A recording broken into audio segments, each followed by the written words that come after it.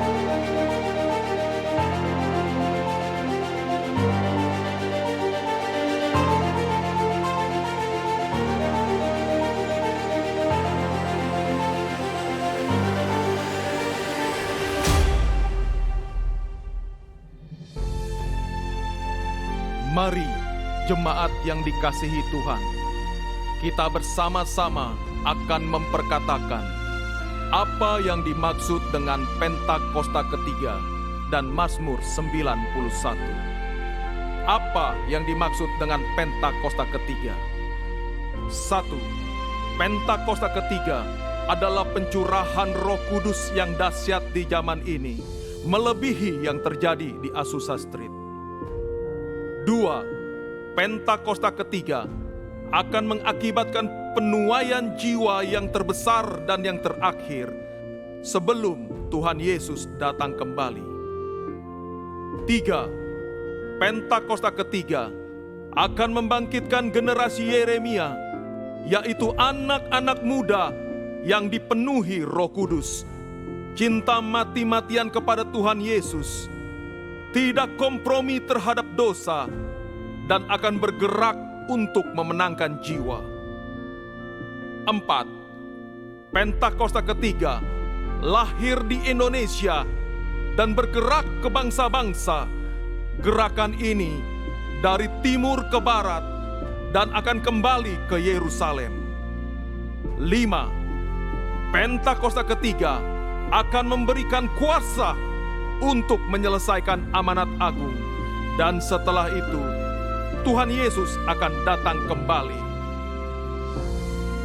Dan mari bersama kita sepakat dan percaya akan firman Tuhan yang terdapat di dalam Mazmur 91. Dalam lindungan Allah, orang yang duduk dalam lindungan yang maha tinggi dan bermalam dalam naungan yang maha kuasa, akan berkata kepada Tuhan, tempat perlindunganku dan kubu pertahananku, Allahku yang kupercayai.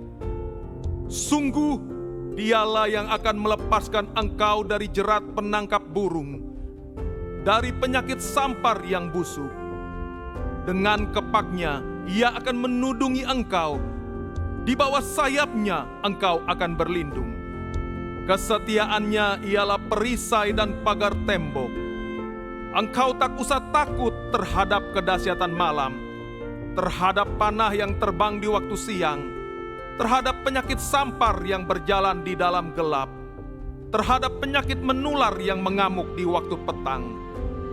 Walau 1000 orang rebah di sisimu dan 10.000 di sebelah kananmu, tetapi itu tidak akan menimpamu. Engkau hanya menontonnya dengan matamu sendiri dan melihat pembalasan terhadap orang-orang fasik. Sebab Tuhan ialah tempat perlindunganmu. Yang Maha Tinggi telah kau buat tempat perteduhanmu. Malapetaka tidak akan menimpa kamu, dan tulah tidak akan mendekat kepada kemahmu. Sebab malaikat-malaikatnya akan diperintahkannya kepadamu untuk menjaga engkau di segala jalanmu. Mereka akan menatang engkau di atas tangannya, supaya kakimu jangan terantuk kepada batu. Singa dan ular tedung akan kau langkahi. Engkau akan menginjak anak singa dan ular naga. Sungguh hatinya melekat kepadaku, maka aku akan meluputkannya. Aku akan membentenginya, sebab ia mengenal namaku. Bila ia berseru kepadaku, aku akan menjawab. Aku akan menyertai dia dalam kesesakan. Aku akan meluputkannya dan memuliakannya. Dengan panjang umur akan kukenyangkan dia, dan akan kuperlihatkan kepadanya keselamatan daripadaku. Haleluya! Amin. Kami buka ibadah hari ini di dalam nama Tuhan Yesus Kristus. Haleluya! Amin. Buat Tuhan Yesus. Haleluya. Puji nama Tuhan. Shalom. Shalom. Sekali lagi shalom. Shalom. Saya percaya kita yang ada di tempat ini merasakan kebaikan Tuhan. Amin. Sebab anugerah Tuhan besar bagi setiap kita. Mari sama-sama kita bersatu di dalam doa. Bapa yang baik, kami bersyukur Tuhan Yesus atas kebaikan Tuhan, atas anugerah-Mu dalam hidup setiap kami. Semakin hari semakin bertambah kasih-Mu dalam hidup kami Tuhan. Kami bersyukur Tuhan Yesus, terima kasih.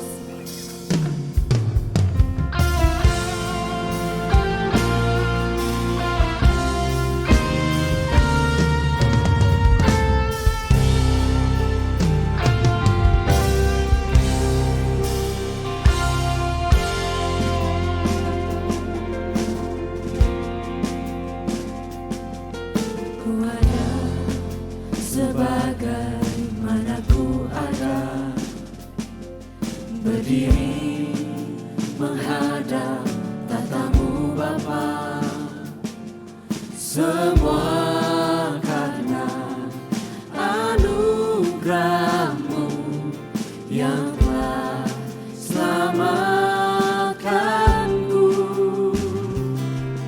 Ku hidup dalam segala kelimpahan, ku layak untuk melayani Tuhan.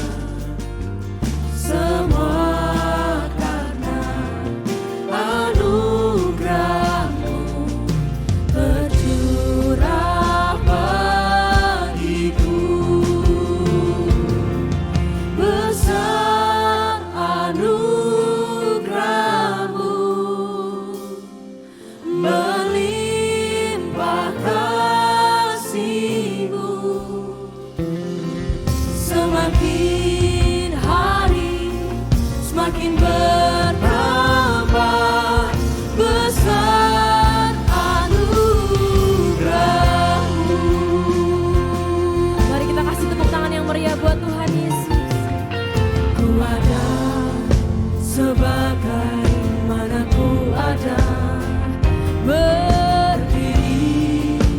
menghadap tatamu Bapa.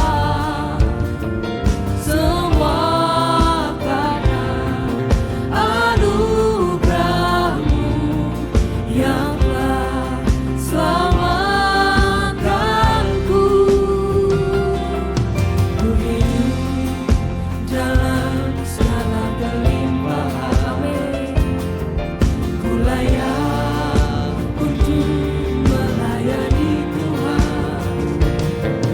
Semua karena anugerah-Mu tercurah bagiku. Besar anugerah-Mu, melimpah kasih-Mu.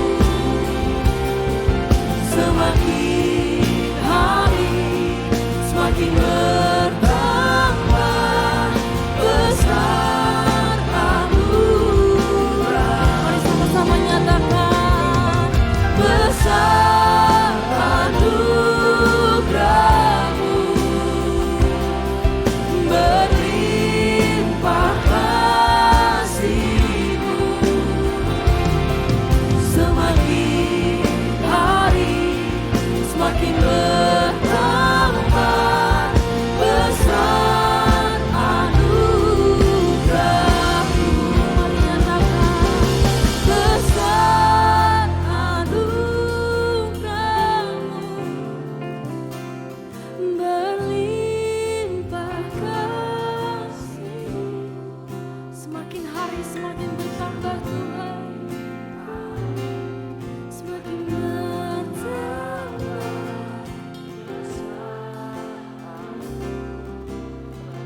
Mari lebih lagi, besar anugerah-Mu, berlimpah kasih-Mu. Semakin hari semakin bertambah.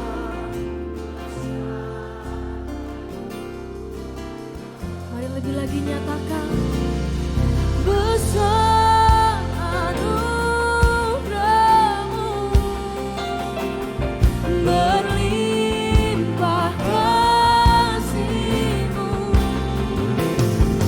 Semakin hari semakin bertambah besar anugerah-Mu. Mari sama-sama dengan segenap hati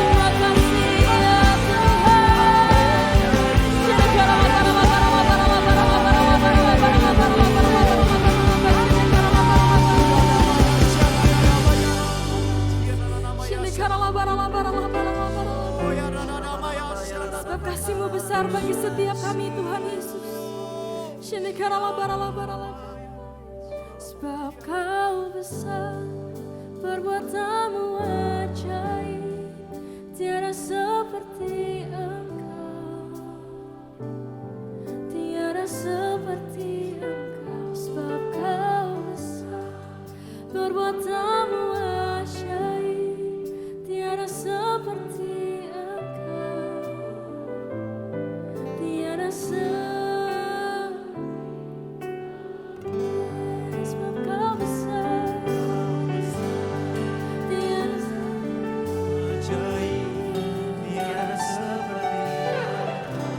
seperti engkau Tuhan Yesus. Sebab kau besar.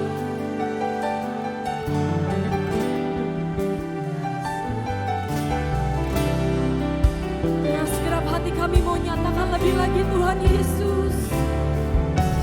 Katakan sebab kau besar, sebab kau besar, perbuatanmu ajaib, tiada seperti engkau,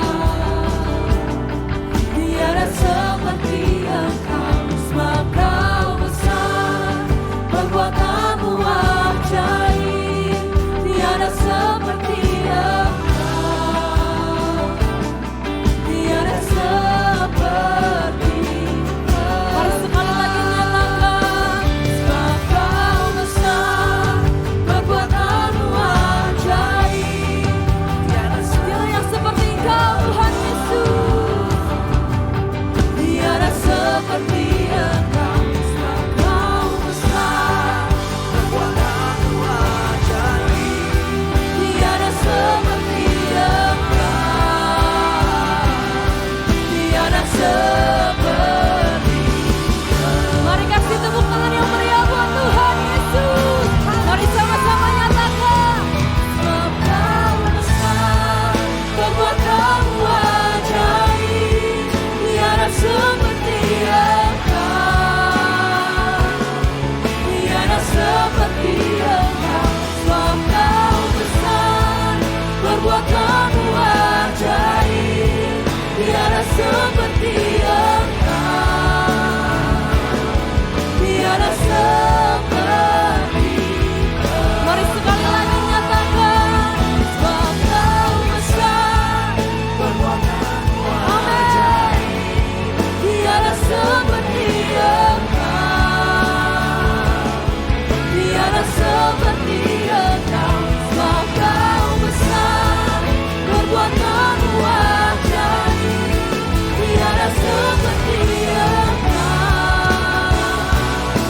tiada seperti engkau, tiada seperti engkau, tiada seperti engkau. Mari nyatakan lebih lagi, tiada seperti. Nyatakan Yesus, Yesus.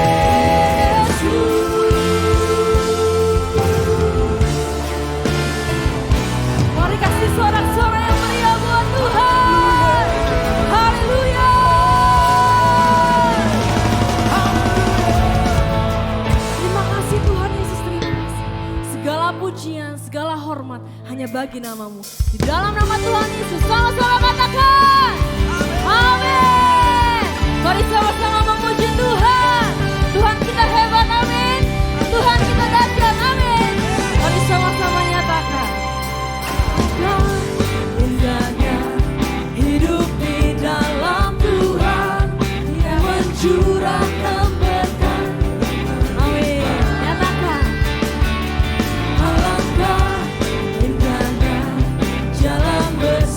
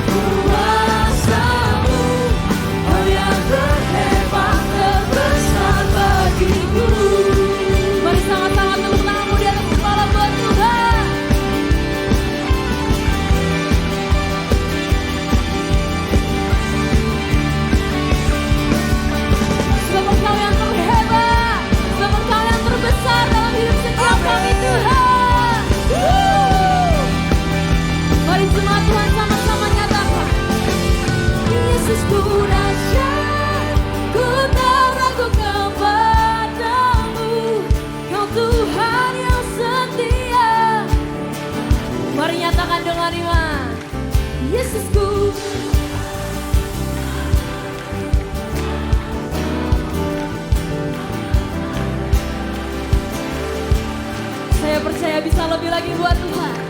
Yesusku.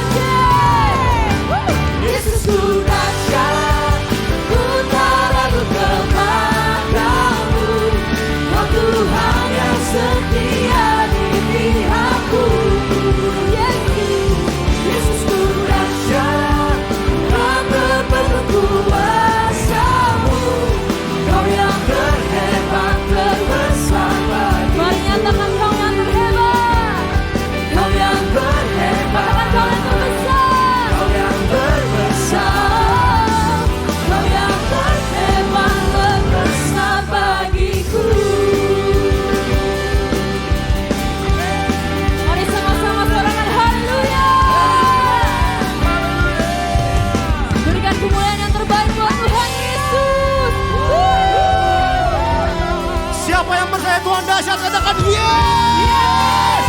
Tepuk tangan semua, come on! Hari ini declare kami kepada Tuhan, kami punya Tuhan yang dahsyat dalam hidup kami. Yang percaya katakan amin.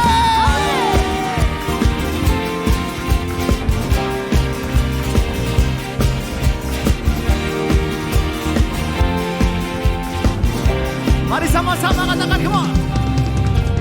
Pelukis cakrawala, merangkai jagat raya, pencipta alam semesta. Mari katakan dengan iman sama-sama, kuat.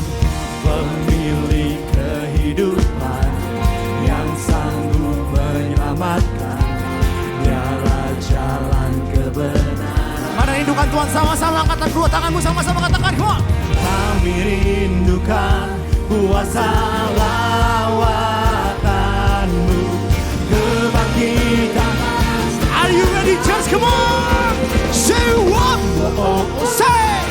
Datanglah dan berkata, kuatkan berkuasa, saat hati bersatu, menaikkan pujian, belenggu dipatahkan, mujizat dinyatakan. Sama-sama GBPRC katakan, come on! Tepuk tangan, come on!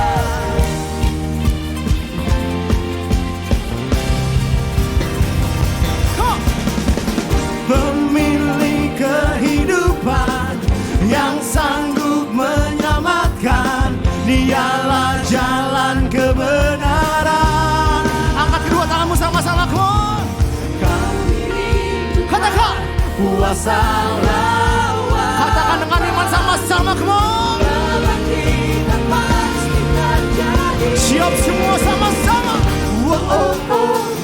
Datanglah dan bertata, kuatkan berkuasa, saat hati bersatu, menaikkan pujian, belenggu dipatahkan, mujizat dinyatakan. Come on, declare sama-sama, katakan, come on!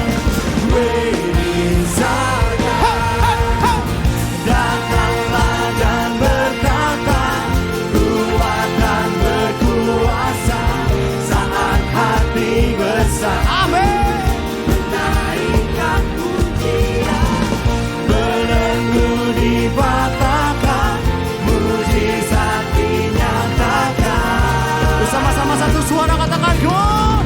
Great is our God. Tepuk tangan, come on!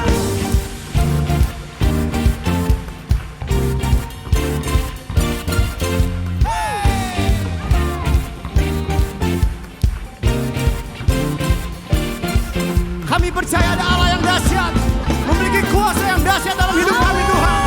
Kami percaya dalam nama Tuhan Yesus, belenggu dipatahkan dalam nama Tuhan Yesus. Mari sama-sama saudara yang merindukan Tuhan sama-sama katakan, come on, say. Kami rindukan kuasa lawat. Katakan dengan iman, come on. Kebangkitan pasti terjadi. Come on, declare, katakan, come on, say. Kami rindukan kuasa lawatanmu. Terjadi bagi keluarga kami, terjadi bagi hidup kami katakan Tuhan, come on. Kami rindukan kuasa lawatan. Dalam nama Tuhan Yesus. Kebangkitan pasti terjadi. Come on, sekali lagi sama-sama declare, katakan, come on. Kami rindukan kuasa lawatanmu. Kebangkitan pasti terjadi. Datanglah dan berkata, kuat dan berkuasa, saat hati bersatu, menaikkan pujian, belenggu dibanggakan, mujizat dinyatakan. Great is our God. Datanglah dan berkata, kuat dan berkuasa, saat hati bersatu, menaikkan pujian, belenggu dibanggakan, mujizat dinyatakan. Mohon dikira sama-sama GBBC, katakan God. Great is our God. Katakan God. Great is our God. Sekali lagi say. Great is our God. Berikan tepuk tangan sorak-sorai bagi Tuhan yang dahsyat dalam hidupmu, come on. Haleluya. Engkau bertahta di atas pujian kami. Great is our God. Haleluya, terpujilah Tuhan. Saat ini Bapa, kami bawa bangsa kami Indonesia ke hadapan-Mu. Kiranya kuasa kebangkitan-Mu, lawatan Tuhan melawat bangsa kami Indonesia dan memulihkan Indonesia dari segala krisis ekonomi, krisis pangan dan krisis energi. Bapa, saat ini kami berdoa masuk tahun politik ini. Kami percaya dan perkatakan, damailah Indonesiaku, aman dan sejahteralah bangsaku. Kami percaya Tuhan melawat Indonesia. Kasih karunia-Mu dicurahkan, awan kemuliaan-Mu melingkupi setiap partai-partai politik. Setiap partai-partai politik akan mencalonkan calon-calon presiden dan wakilnya, calon-calon wakil rakyat, dan juga sampai kepala-kepala daerah adalah orang yang takut akan Tuhan, bertoleransi dan mempunyai jiwa yang nasionalis. Terima kasih Bapa. Tuhan, kami percaya Engkau pegang kendali atas keamanan bangsa ini. Kami percaya Engkau sudah mematahkan setiap belenggu-belenggu dosa di dalam bangsa ini. Dan kami Tuhan percaya Tuhan, setiap niat jahat dan rancangan kecelakaan atas bangsa ini dan Indonesia sudah digagalkan di dalam nama Tuhan Yesus Kristus. Bapak, saat ini kami berdoa juga buat pemerintahan yang ada saat ini. Kami berdoa buat Bapak Presiden Jokowi dan wakilnya Bapak Ma'ruf Amin, serta seluruh jajaran pemerintah pusat sampai ke daerah. Kau terus turunkan, curahkan roh hikmat dan kebijaksanaan-Mu untuk menuntun para pemimpin bangsa kami mengambil setiap keputusan dan kebijaksanaan sesuai dengan hati-Mu ya Bapa, sehingga mendatangkan kesejahteraan, keadilan dan kerukunan atas seluruh rakyat Indonesia.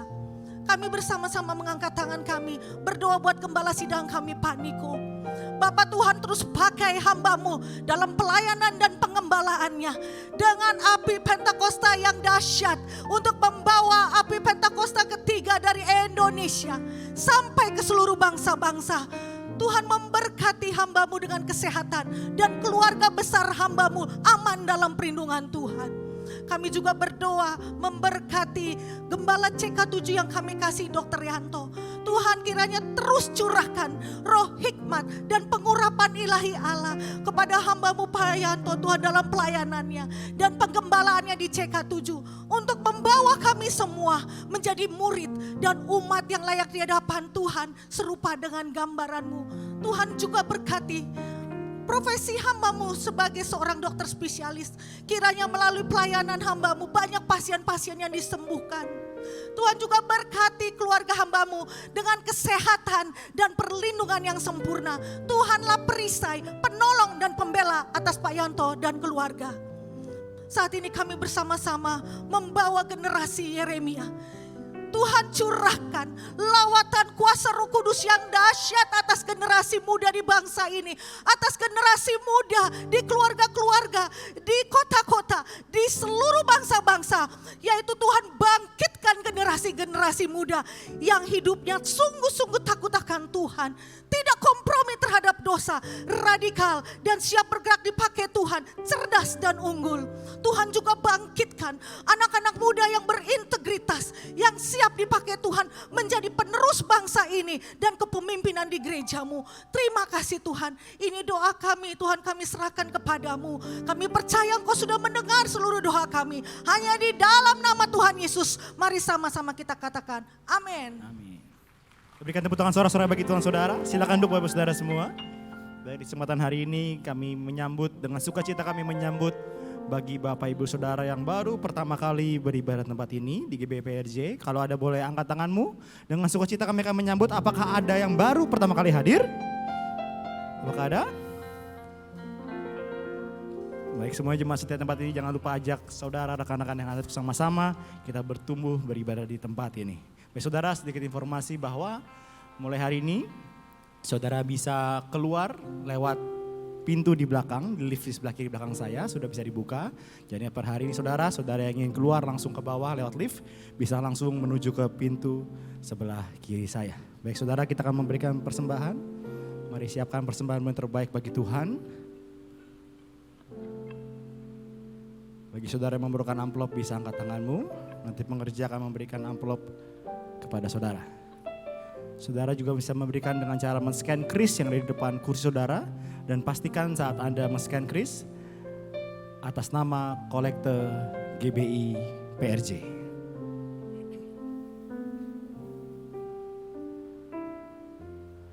Baik, kalau sudah saya undang kita sama-sama saudara, sama-sama kita bangkit berdiri. Mari kita bangkit berdiri sama-sama saudara. Kita akan berdoa untuk persembahan kita pada hari ini. Mari kita berdoa. Bapa, kami bersyukur buat semua berkat-Mu Tuhan. Kami membawa persembahan sebagai wujud syukur kami. Kami percaya kami menerima kesehatan, keluarga, bisnis, pekerjaan, dan kuliah yang terbaik. Ini adalah waktu memberikan persembahan di dalam nama Tuhan Yesus Kristus. Haleluya. Amin. Selamat memberikan persembahan, terus memberkati kita semua.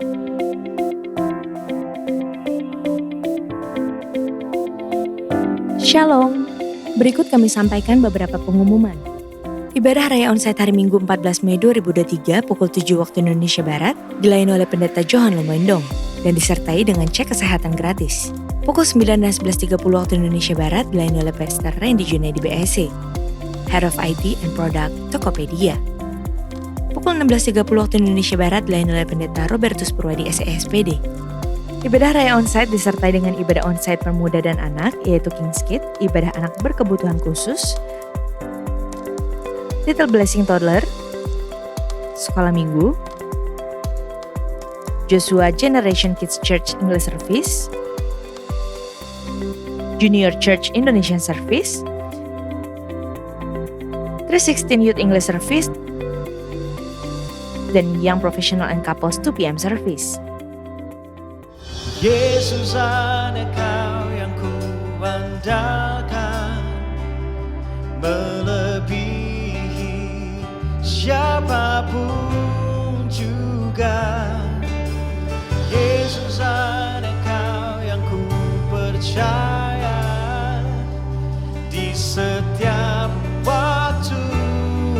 Tiada lain yang ku andalkan selain Kau, Yesus.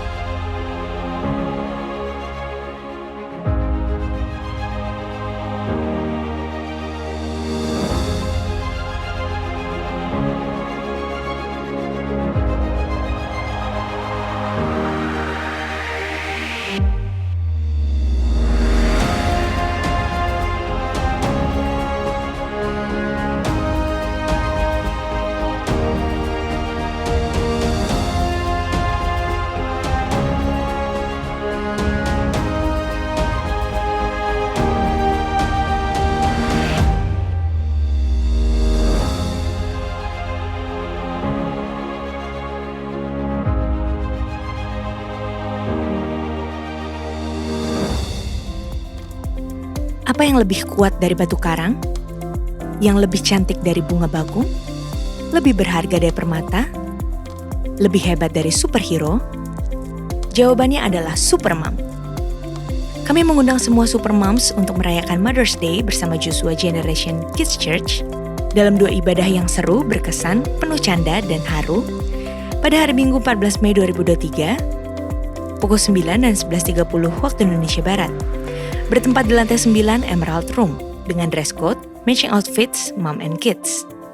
Berbagai hadiah menarik menanti Anda. Untuk informasi lebih lanjut dapat menghubungi hotline JJKC dengan WhatsApp 0815 1935 5064. Shalom, Ma. Shalom. Acara apa ini? Ini acara. Oh, CK7 Kids Crusade. Betul. Acara apa ini? Jadi Oh, acara KKR anak. betul, Tanggal berapa Mami. ya? Jadi acara di tanggal. Oh, tanggal 20 Mei jam 2 siang. Iya, Mami.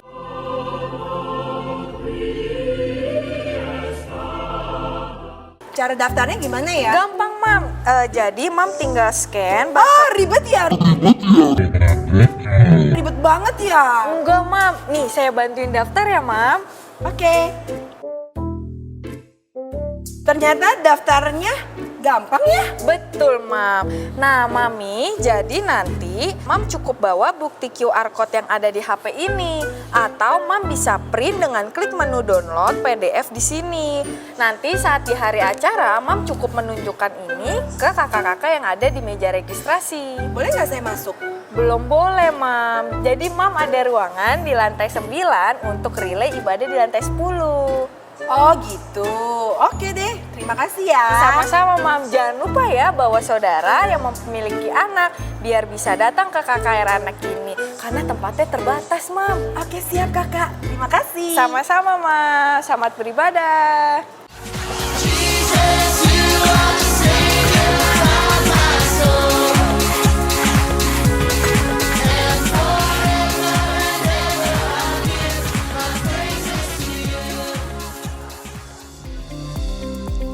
Tim misi GBI PRJ mengadakan donor darah pada hari Minggu 21 Mei 2023 pukul 10 sampai dengan 13 waktu Indonesia Barat. Bertempat di lobi ballroom lantai 10. Darah Bapak Ibu sangat berarti bagi banyak orang yang membutuhkan. Untuk info kesempatan melayani, bergabung di GBA atau Gemar Baca Alkitab, That's for Life Indonesia, pendaftaran baptisan selam, Bible Study, pemberkatan nikah dan lain-lain, dapat dilihat di website www.gbiprj.org atau follow Instagram @gbiprj. Sekian pengumuman pada hari ini. Terima kasih atas perhatian Bapak Ibu sekalian. Tuhan Yesus memberkati.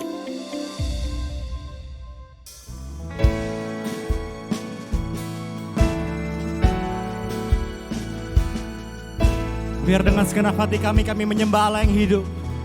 Kami menyembah Allah yang besar dalam setiap kehidupan kami, Tuhan Yesus.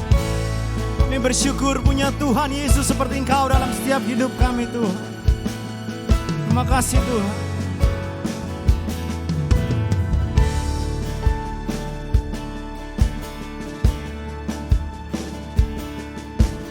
Tak terukur kasih-Mu, Yesus.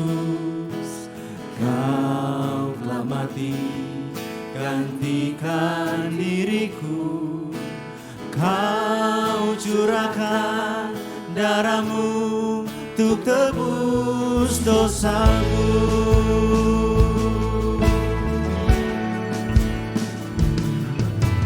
Tak terukur kasih-Mu, Yesus. Kau telah mati, gantikan diriku. Kau curahkan darah-Mu untuk tebus dosaku. Layaklah Kau Tuhan, dipuji dan disembah dengan segenap hatiku. Layaklah Kau Tuhan, dipuji dan disembah dengan segenap jiwa ragaku.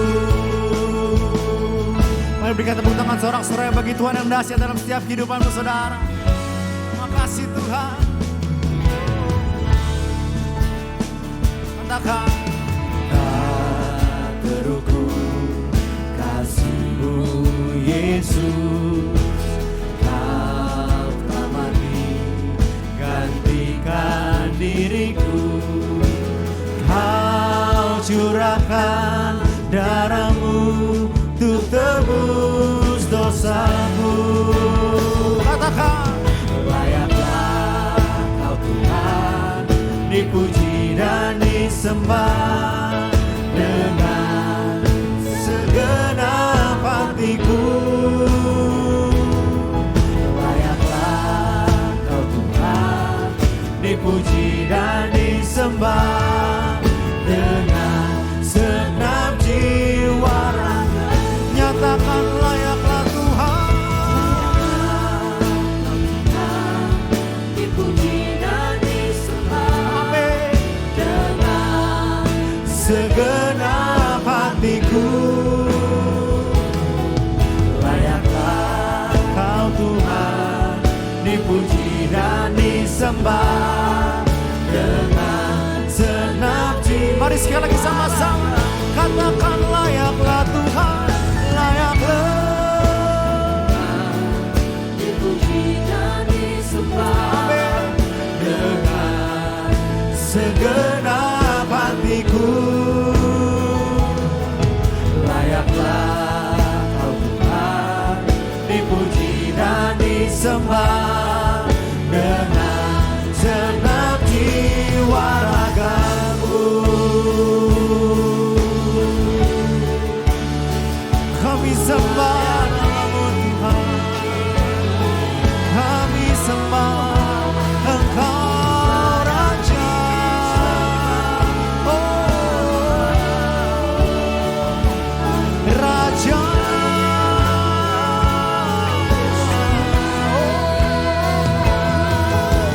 Mari angkat suaramu sama-sama sembah Tuhan di tempat ini saudara. Kami sembah Raja mulia.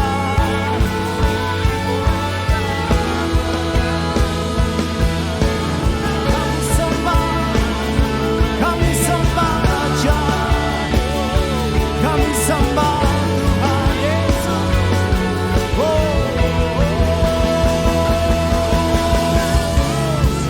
Tiada ada bayar syata, kana ada bayar syata, orang ada bayar syata, tiada ada bayar syata, tiada ada bayar syata.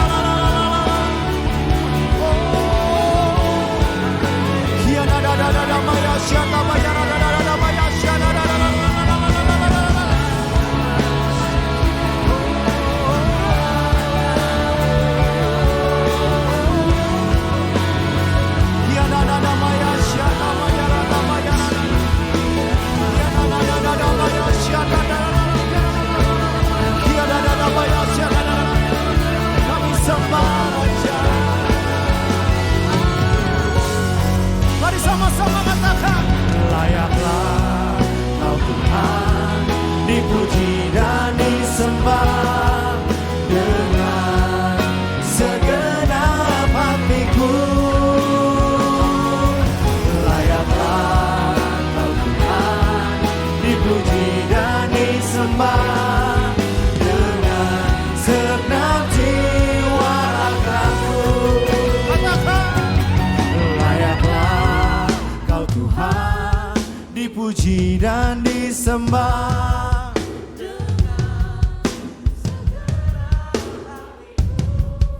Mari dikir katakan,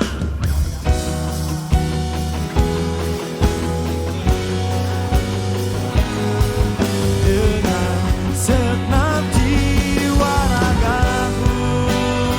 Mari kasih tepuk tangan sorak-sorai bagi Raja segala raja. Katakan, layaklah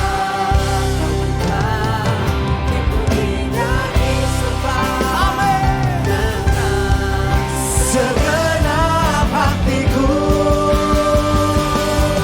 Layaklah Kau Tuhan dipuji dan disembah. Mari sekali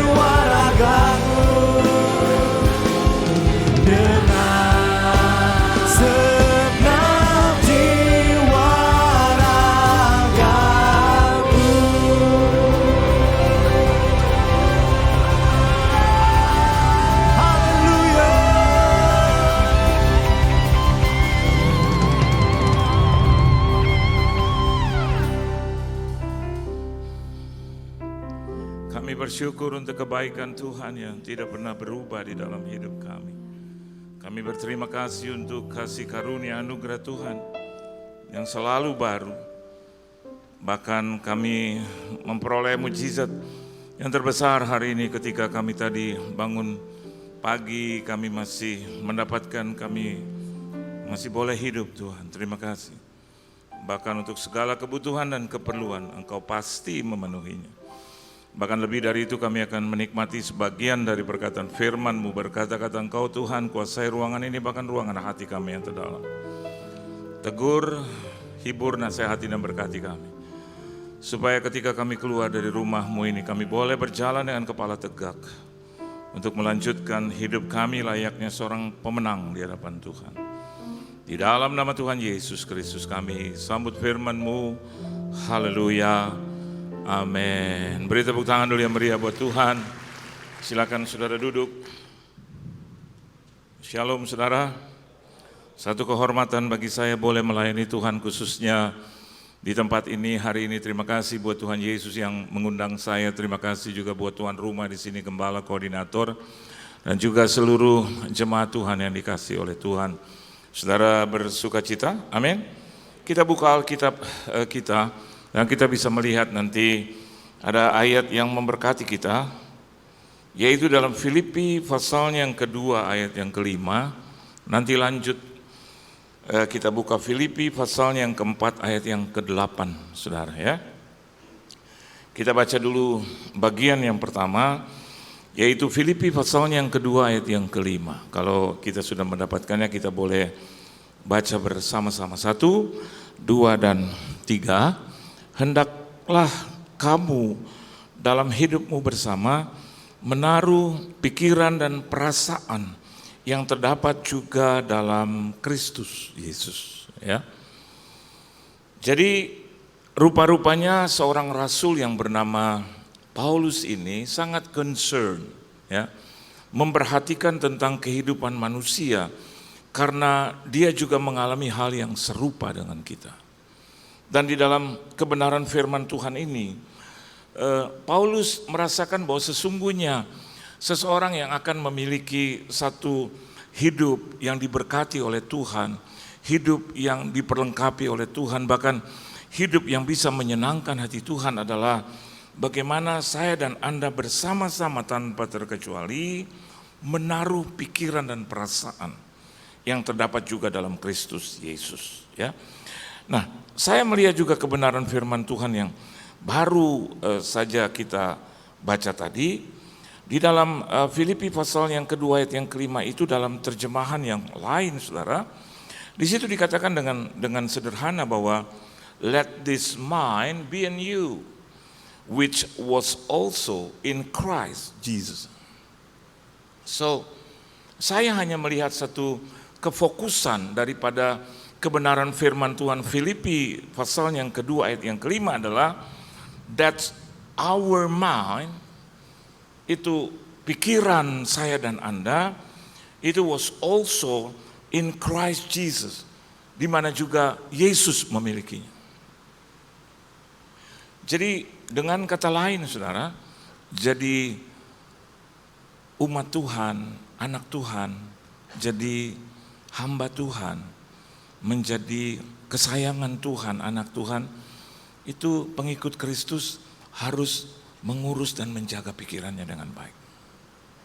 Halo, saudara, saya mendapatkan ini dalam hidup saya sendiri dan saya menerapkannya dalam kehidupan sehari-hari. Dengarkan baik, peperangan itu dimulai dari pikiran.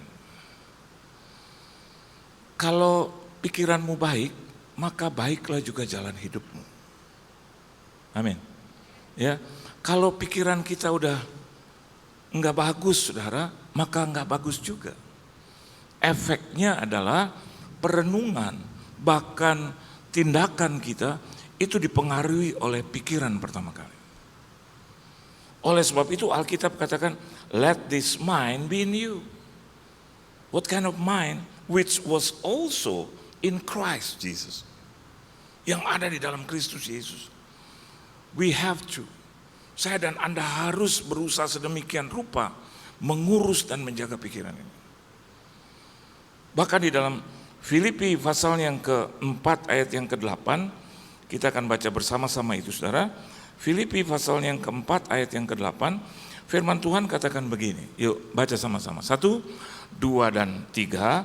Jadi akhirnya gitu. Akhirnya saudara-saudara, semua yang benar, semua yang mulia, semua yang adil, semua yang suci, semua yang manis, semua yang sedap didengar, semua yang disebut kebajikan dan patut dipuji, pikirkanlah semua itu.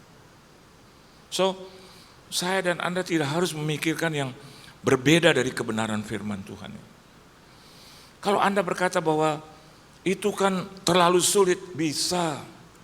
Justru saya mau katakan bahwa Tuhan kita itu adalah pribadi yang dengan tipikal atau dengan kekhususan berbuat sesuatu yang mustahil. Itu pekerjaan dia. So, yang tidak mustahil kita yang kerjakan, saudara. Nah, kalau Anda berhadapan dengan ayat ini, saya yakin dan percaya bahwa Paulus itu pernah juga menghadapi itu. Bahkan dia menghadapi jemaat yang mula-mula dulu, saudara. Itu sangat berbeda dengan jemaat sekarang. Bagaimana dia memenangkan satu persatu. Bahkan di dalam hidupnya yang terdahulu, dia katakan dia sampah. Lebih jahat, lebih berdosa dari siapapun juga. Untuk masuk di dalam pelayanan seperti itu, sementara ada gangguan di pikiran, kau pembunuh, kau munafik, kau penjahat, kau tuh mungkin saja dikatakan kau binatang. Karena iblis itu pandai menuduh saya dan Anda. Dan he had been through, dia telah melewati itu. That's why kita melihat kebenaran firman Tuhan. Alkitab yang kita pegang bukan turun dari atas langsung kita ketemukan di jalan, tidak. Tapi bagaimana gaya pikiran Tuhan itu diterap dan diserap oleh saya dan Anda yang hidup di zaman akhir. Kenapa demikian?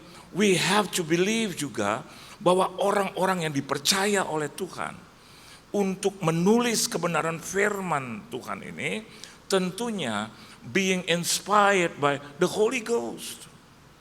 Jadi terinspirasi oleh Roh Kudus. Dari sana kita bisa melihat bahwa orang-orang tersebut telah mengalami proses yang luar biasa. Penganiayaan, betul, tekanan saudara yang hebat. Jadi kita tidak melihat matangnya saja bahwa firman Tuhan sudah ada di rumah kita, ada di kamar kita, atau keturunan dari orang tua kita, nenek moyang kita yang membawanya menyimpan. No. Tapi kalau kita belajar, ternyata yang menuliskannya para nabi, para rasul, pengikut Kristus. Kenapa demikian? Layak dipercaya, saudara. Ada dua hal yang kita bisa tanam di situ. First adalah proof, yang kedua adalah evidence. Jadi ada bukti dan kita bisa membuktikan itu. Kalau Anda tanya bagaimana buktinya, jawabannya sederhana. Melalui kesaksian hidup kita, kita membuktikan bahwa Yesus hidup di tengah-tengah dunia ini. Melalui perilaku, melalui pemikiran kita, melalui perenungan kita, melalui perkataan kita, bahkan melalui tindakan kita, nama Tuhan dipermuliakan.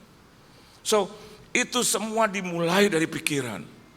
Nah, hari ini saya masuk dalam inti khotbah saya sebelum kita akan menerima perjamuan kudus. Pikiran Kristus seperti apa itu?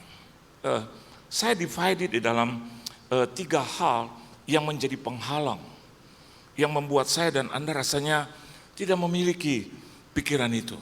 Tapi kalau saya dan Anda hidup di dalam terjemahan nanti yang saya berikan buat Anda, maka kita perlu bertobat. Ya, karena kalau kita memiliki satu pemikiran yang salah, maka yang terjadi adalah yang tidak benar, yang tidak mulia, yang tidak adil, yang tidak suci, yang tidak manis, yang tidak sedap didengar, yang tidak disebut kebajikan, dan tidak dipuji saya dan Anda akan menjadi orang-orang yang paling malang di muka bumi. Apa itu saudara? Yuk, saya akan ajak saudara untuk melihat kebenaran firman Tuhan, yaitu yang pertama di dalam 2 Samuel 11 ayat yang pertama. Dan biarlah kita tidak menjadi seperti ini. Amin saudara. Keuntungan kita apa? Bahwa orang yang saya akan berikan contoh, dia hidup terlebih dahulu dari kita. Halo. Jadi ada di depan mata saudara. Jadi maafkan saya ya. Kitab suci, saya berhadapan di tengah-tengah kalangan sendiri. Kitab suci yang kita pegang ini sempurna. Dia berikan contoh yang luar biasa. So, saya dan Anda tidak perlu lagi cari kemana-mana. Bahkan kalau kita lihat di media sosial, be careful ya. Karena ini akan menjerumuskan kita kalau saya dan Anda tidak memiliki pikiran Kristus. Hati-hati saudara ya. Kelihatannya kemajuan, kelihatannya canggih, kelihatannya kita dapat secepat yang tidak kita pikirkan. But be careful karena sudah dinubuatkan di situ ya. Bicara tentang 666 itu di tangan, itu bicara tentang bagaimana saya dan Anda mempraktekkan segala sesuatu dengan tangan. Dan bicara tentang 666 di dahi, itu bicara tentang hal-hal yang kita pikirkan di sini. Halo, saya baru saja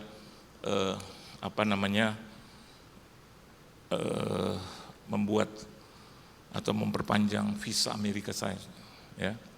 Dan waktu saya masuk, mungkin Anda juga sama dengan saya, ya. Itu masuk diperiksa dengan sedemikian rupa, dan yang saya perhatikan bahwa begitu details, ya. Karena mereka takut kita membawa apalah gitu, ya. Dan saya lihat kedepannya juga akan semakin canggih.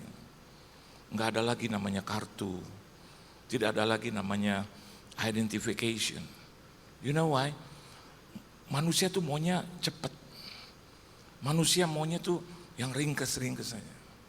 Dan I've been thinking, kalau kita masuk ke negara-negara manapun, kita udah nggak perlu paspor. Kenapa? Our passport ada di sini. Jadi waktu kita masuk, kalau Anda pergi ke Amerika, Anda lihat bahwa kartu tol itu tidak perlu, tidak seperti Indonesia yang harus masuk lagi terus tiba-tiba aduh kurang nih turun, bagi dong pinjem, ini gue tukar sama goceng, ceban 20.000, akhirnya saya juga nggak punya, akhirnya jadi rombongan saudara, semua nggak punya, akhirnya sampai ke ujung ke kantor polisi akhirnya. Tapi di sana saudara, itu kalau kita lewat, mobil lewat aja. Dan saya I've been thinking bahwa barcode yang di atas itu akan ada di sini.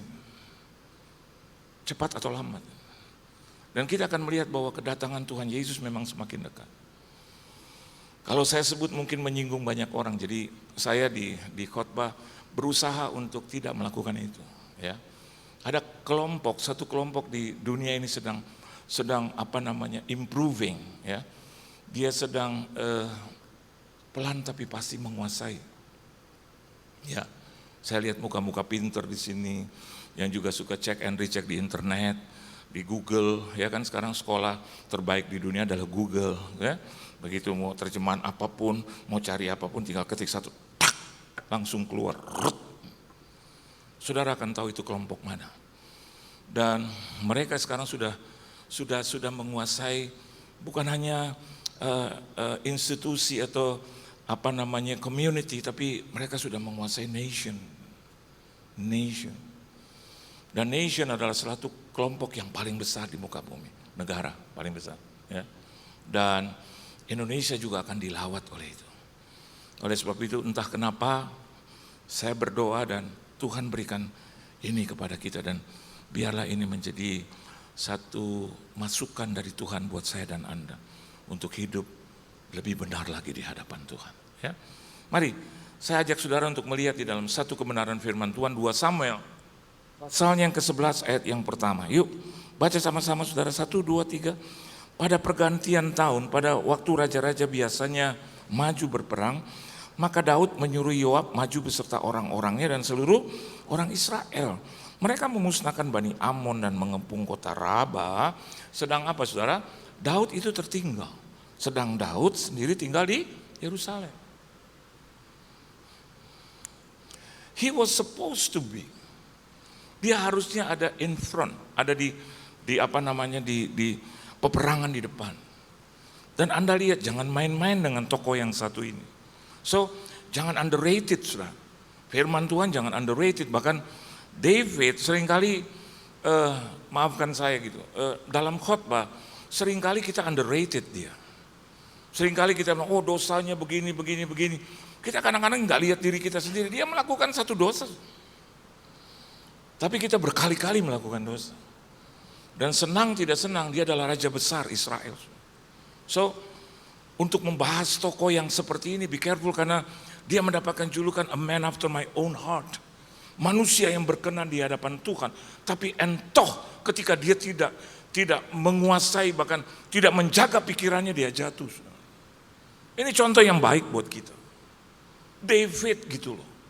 Daud, raja besar orang Israel. Yang kalau dia menyesal banget. Dia robekkan itu, dia punya jubah, dia berguling-guling sampai menangis sampai Tuhan jawab dia.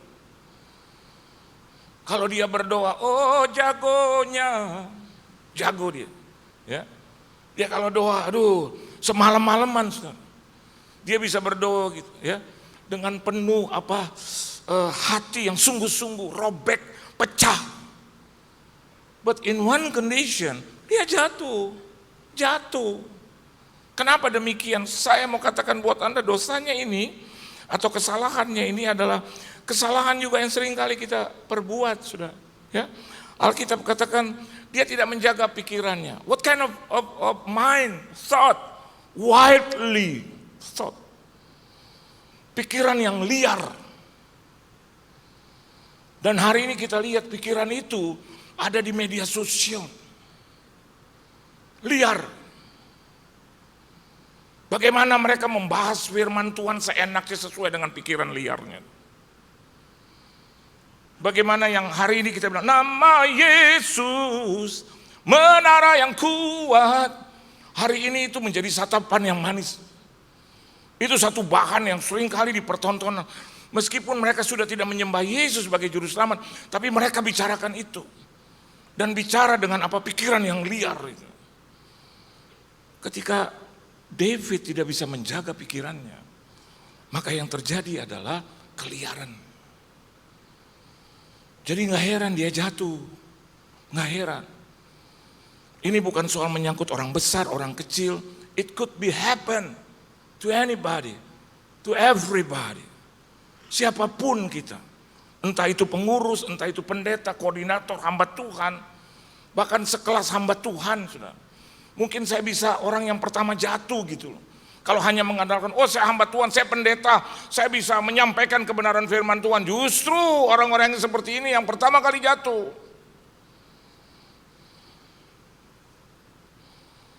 Dan pikiran liar itu harus kita pelihara. Saudara tahu, pikiran liar itu akan membuat atau menimbulkan, melahirkan multitafsir. Enggak apa-apa. Aku enggak berperang seperti raja-raja lain berperang, ya enggak apa-apa.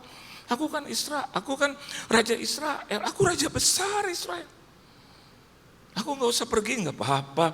Sekali-kali toh istirahat, enggak usah ke gereja juga enggak apa-apa. It's okay kok. Yang penting jagalah hati, jangan kau nodai. Enggak apa-apa. Enggak usah sekali, setahun, 2-3 kali, 4-5 kali juga enggak ibadah, enggak apa-apa. Hujan, geledek tuh suka nakut-nakutin. Tuhan, saya kalau ke gereja ada geledek suka saya enggak kuat. Padahal enggak ke gereja, di rumah dia kuat dengar itu geledek. Tuhan, apalagi saya kalau kena air hujan gampang sakit. Tapi kalau pergi ke tempat lain biar hujan geledek, it's about time. Mulai aduh. Bahkan sampai lupa pulang. Kalau di gereja, khotbahnya lama amat sih. Dia udah ngelihat itu ada itu huruf-huruf merah, baca dong, baca. Nggak bisa membaca sih. Ini kayaknya bukan murid Yesus bisa baca semua deh. Udah kelamaan lihat lagi jam tangan. Yang bahaya tuh lagi dengar firman, pikirannya kemana-mana tuh. Bisa menjangkau Los Angeles, bisa. Hebat ya. Tapi begitu menghadapi masalah, nggak bisa lihat kuasa Tuhan. You know why? Karena blind, wild, itu thought mind. Urusannya jadi apa sih? Multi tafsir. Nggak kasih perpuluhan. Idi norak amat sih, gitu. Coba lihat, dengar. Coba Anda lihat, perpuluhan sekarang jadi barang yang enak dibahas. Padahal yang bahas-bahas itu saudara, yang nggak pernah bayar perpuluhan. Iya. Karena bagi kita begini, ini bagi saya, terserah bagian. Saya sedang mengembalikan Tuhan punya. Itu sama seperti ketika saya meminjam uang untuk modal orang dan untuk modal saya dan orang bilang, kamu pakai aja Pak Yohan, nggak usah bayar bunga. Terus anytime kau kembalikan, yang penting kamu bisa berusaha. Itu kalau saya menghadapi orang yang seperti itu Pak, Bu, aduh, rasanya saya malu. Betul ya Pak, Bu? Anda mau bangun rumah, kekurangan gitu, ya bangunnya nggak 3-4 juta, 100 miliar gitu. Terus ada orang yang pinjamin uang 100 miliar, atau sebaliknya, kalau kita ngomong yang kecil, kita mau kontrak rumah atau kos-kosan. Saya dulu pernah kos lama sudah. Jadi ketika ada orang berikan saya, nih pakai dulu, saya rasanya Tuhan terima kasih. Terus dia bilang begini, kalau belum ada nggak usah kembalikan, tapi kalau ada, kalau kau ingat boleh. Itu saya nggak kenakan charge, apalagi biaya keterlambatan. Coba kalau Anda punya kartu kredit, semua ada keterlambatan, semua dihitung. Tapi Tuhan kita yang baik, dari nafas, dari jantung yang bagus, sampai kehidupan rumah tangga, bahkan dari pekerjaan, dia nggak hitung.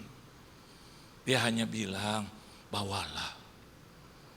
Ya kan pakailah bahasa Indonesia. Kalau Anda nggak mau bawa ya terserah juga, karena aku memang sudah kaya raya kata Tuhan. Tapi ujungnya dia, kalau tidak kubukakan tingkap-tingkap langit, terserah kita. Jadi ada banyak orang seringkali bermain di sini. Kalau aku kasih 10, kau bukan kasih, kau baru mengembalikan, tidak ada korban di situ belum, 10% belum. Dan jangan coba-coba untuk ke tetangga sebelah yang 2,5%. Kayaknya di situ lebih murah deh. Maka itu nggak heran kalau Anda lihat ya, ada orang-orang sekarang ngomong ya kan, kuliah di Vatikan, tinggal di Torino, yang jaraknya cuma 40-50 km, dan ternyata jaraknya ratusan kilometer. Kenapa? Pikirannya sempit, kotor ini pikiran. Hari ini saudara, kalau Anda bilang, wah PRJ juga sediakan live streaming kan, terus ada pendeta yang luar biasa dipakai Tuhan, Kong Hee, betul?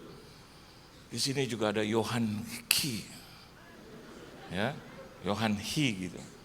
Jadi kalau Anda bilang sama, puji Tuhan.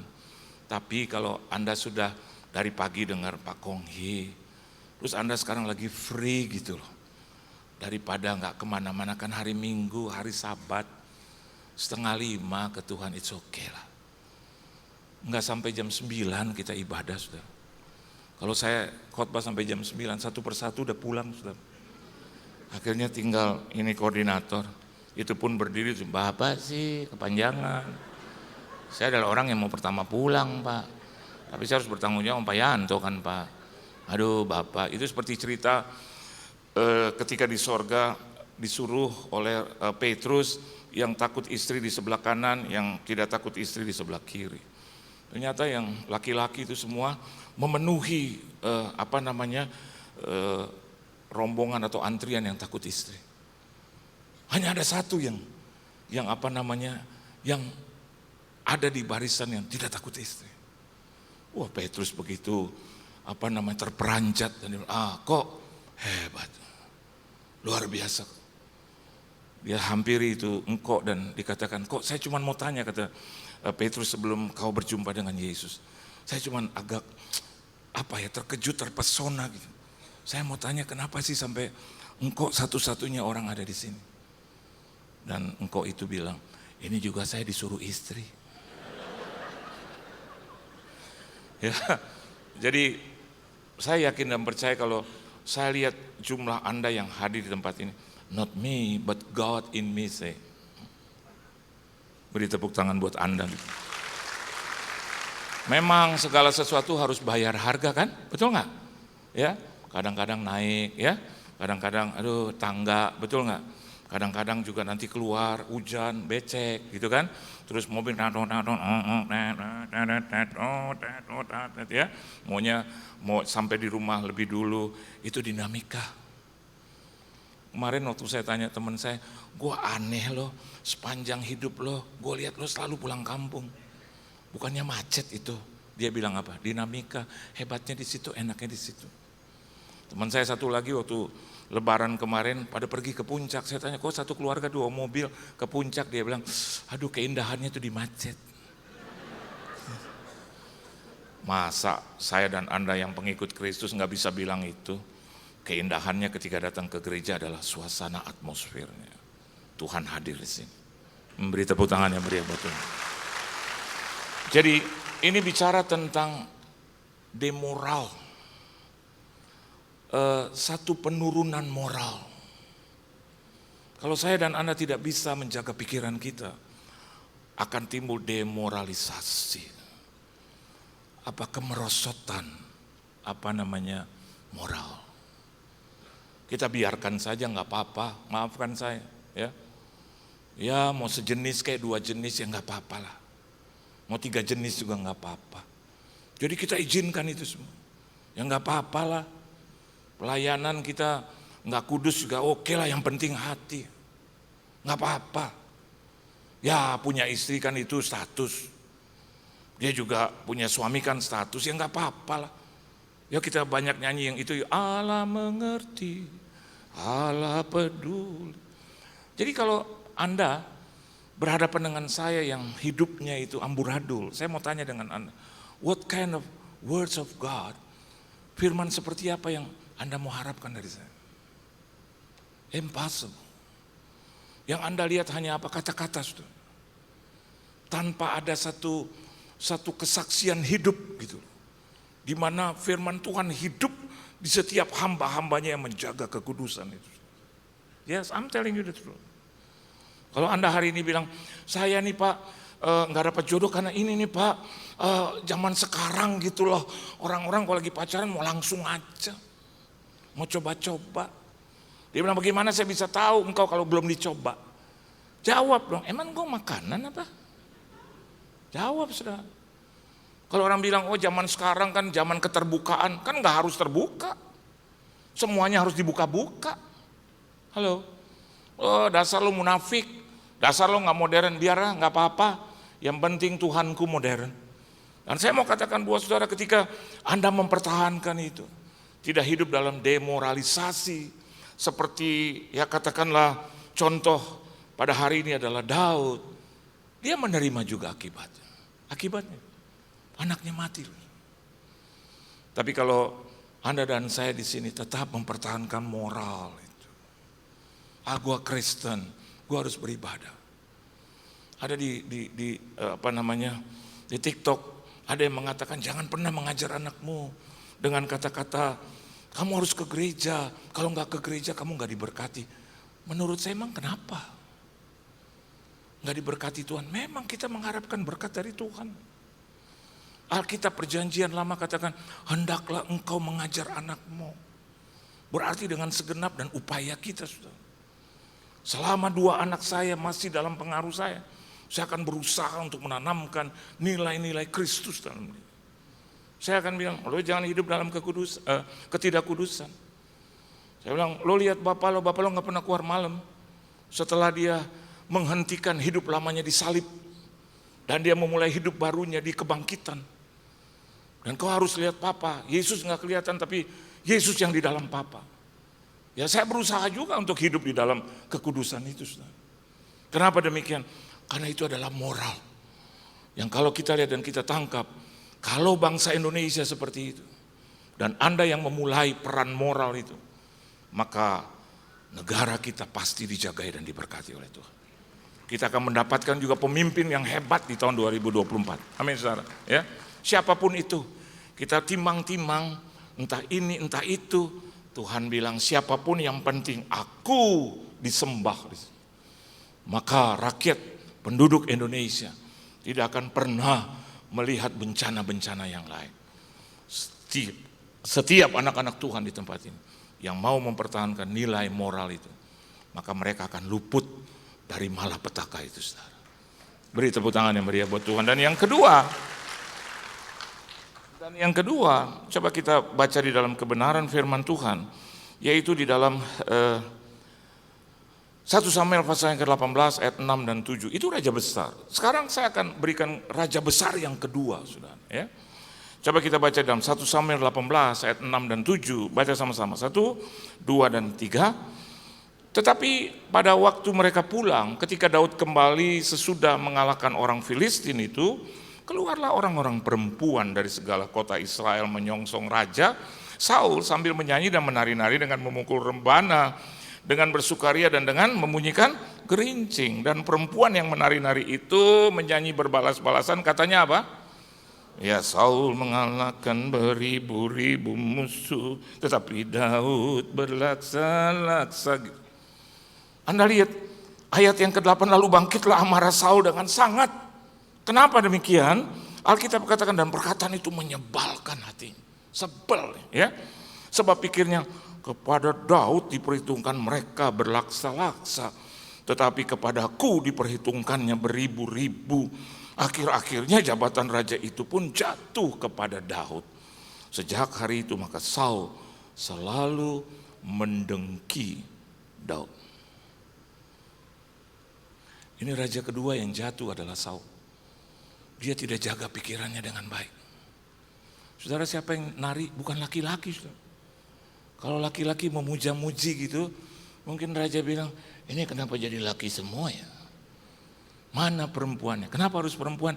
Itu lenggak-lenggoknya perempuan.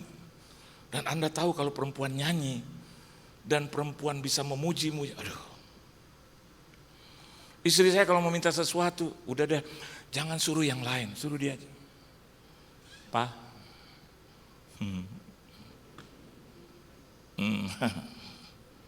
saya udah tahu itu, apa maksudnya saya udah tahu. Terus saya bilang, ada apa Mak? Enggak ada apa-apa. Mau makan dulu atau mau mandi dulu? Dua-duanya boleh sekalian. Enggak, mau duluan mana? Mau mandi dulu atau mau masak dulu? Kalau mau mandi dulu, ya aku nanti masaknya belakangan supaya tetap panas. Tapi kalau mau makan dulu, maka aku menyediakan air panasnya nanti karena takut dingin. Harus dia sudah. Kalau pembantu yang datang, apalagi pembantu laki. Bapak mau ngapain nih Pak, Bapak? Enggak, saya mau tanya Bapak mau ngapain? Aduh, saya akan bilang, aduh kenapa gue disambut yang beginian. Apalagi kalau saya pulang disambut oleh dua putri saya. Aduh, my lovely daughters. Yang kecil, halo, udah pulang? Kupikir sih belum pulang. Ampun, Papa pakaian gitu keren banget. 3 kali itu Bang, banget. Itu udah sesuatu yang membahayakan sudah. Saya, benar di ujungnya, Pak, kita mau pergi ke Bangkok. Masa saya bilang, nggak ada duit. Oh, kapan ke Bangkoknya? Aduh, hati saya udah, aduh. Terus dia bilang, minggu depan sih. Papa mau ikut nggak? Kita beliin tiketnya. Oh, dari duit kamu? Bukan, dari tetap kartu kredit Papa. Terus yang besar datang, iya Pak, kita mau pergi ke Bangkok. Biarpun dia minta menurut hemat saya, rada-rada berat. Tapi karena my 2 daughters. Dan duduk nonton di tempat tidur saya kiri dan kanan. Satu dekat kaki saya seperti Maria, saudara. Dan satu lagi di sebelah kiri saya layaknya Maria, ibunya Tuhan Yesus. Rasanya saya berhadapan dengan 2 Maria. Cuman bedanya di Alkitab menyenangkan, ini agak menyebalkan, saudara. Dia mulai ngomong, iya dek, kita kesini, terus enggak kak, aku kesini, aku liatin, saya bilangin, siapa yang bayar? Tapi jujur, my lovely daughters. Dan kalau dia enggak ada gitu, tadi malam baru jam 10, mereka belum pulang, saya sudah tanya sama istri saya, kemana dia ma di WA dong. Terus dia lagi ketemu sama teman-teman, iya di WA aja. Bagi saya kalau ketemu dua anak saya tuh seperti saya menemukan setengah sorga. Dua anak saya adalah sorga, setengahnya lagi istri saya. Jadi kalau mereka kumpul udah sorga penuh. Sorga penuh dengan kemuliaan. Kemuliaan dengan permintaan. Saudara. Dan anehnya gitu ya mah, itu segala bentuk permintaan sampai hari ini cukup aja. Kenapa?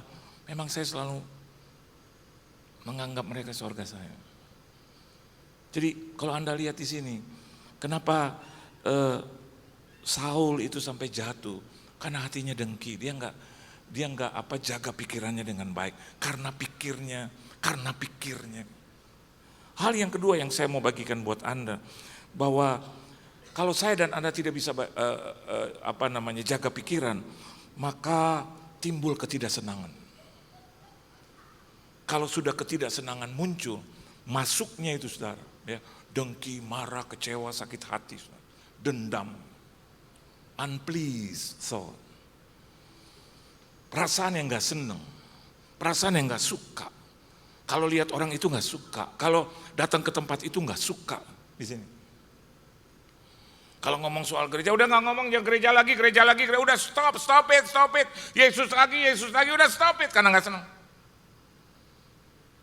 Kenapa? Karena tersinggung. Karena waktu di gereja dia ditegur, sudah. Janganlah engkau merupakan pasangan yang tidak seiman, seimbang. Maka dia bilang, aduh saya udah mau menikah nih 3 bulan lagi. Sudah. Saya udah mau nikah, mau hampir akhir tahun. Tapi dia dengar firman Tuhan itu. Timbul ketidaksenangan. Kenapa? Karena pikirannya dia nggak jaga dengan baik. Hari ini saya mau katakan buat Anda, baiklah kita memulihkan pikiran itu. Kalaupun Anda dengar firman Tuhan yang menyentuh engkau, saya mau katakan justru itu kebaikan. Karena jauh sebelum terjadi peristiwa, Allah memberitahukan dulu kepada kita gitu. Kalau engkau masih melakukannya, up to you. Tapi ujungnya sudah, be careful. Ternyata Saul itu jatuh. Dan dia mati sudah. Baiklah saya dan Anda juga bisa menjaga pikiran dengan baik. Dan yang ketiga yang terakhir. Coba Anda lihat dalam satu kebenaran firman Tuhan, ya, yaitu di dalam 1 Raja-Raja 11 ayat 9 sampai 10. Anda akan tahu siapa raja ketiga yang jatuh. Tadi Daud, yang kedua Saul, yang ketiga siapa? Siapa? Salomo. Ayo baca sama-sama.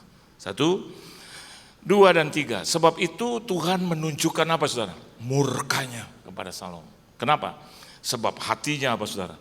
Telah menyimpang daripada Tuhan. Terus Allah Israel yang telah 2 kali, ya, coba diulang tadi ayat 9, yang telah 2 kali menampakkan diri kepadanya. Terus ayat yang ke-10 saudara, dan yang telah memberitakan kepadanya dalam hal ini supaya jangan apa? Mengikuti Allah-Allah lain, akan tetapi ia tidak berpegang pada yang diperintahkan. Padahal awal mulanya Salomo itu memilih hikmat. Tapi dengar baik, hikmat tidak bisa berjalan sendiri kalau saya dan Anda tidak mendasarinya dengan iman. Hal yang ketiga, be careful. Jangan saya dan Anda menyimpang, atau dengan kata lain, sesat. Enggak jadi Kristen enggak apa-apa. Enggak menyembah Yesus enggak apa-apa. Karena ujung-ujungnya gue perhatikan zaman ini ternyata bukan Tuhan aja yang bisa menolong aku. Ada seorang yang berkhotbah bahwa keselamatan itu bukan hanya di Yesus saja. Wah, penyimpangan terjadi.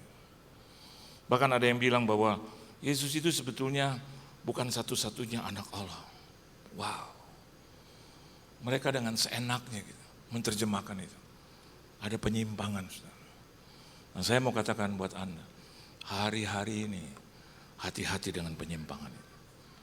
Hati-hati dengan kata nggak apa-apa, nggak apa-apa. Selama bertentangan dengan firman Tuhan, tolak itu, saudara. Walaupun kelihatannya baik. Selama tidak sama dengan firman Tuhan, tolak itu. Karena itu akan menghancurkan hidup kita. Tapi sebaliknya, kalau sama dengan firman Tuhan, terima itu, saudara. Dengan hati yang baik. Supaya engkau tidak menyimpang ke kanan dan ke kiri. Yosua katakan itu. Supaya engkau berhasil dan beruntung di sepanjang hidupmu. Tuhan Yesus memberkati saudara.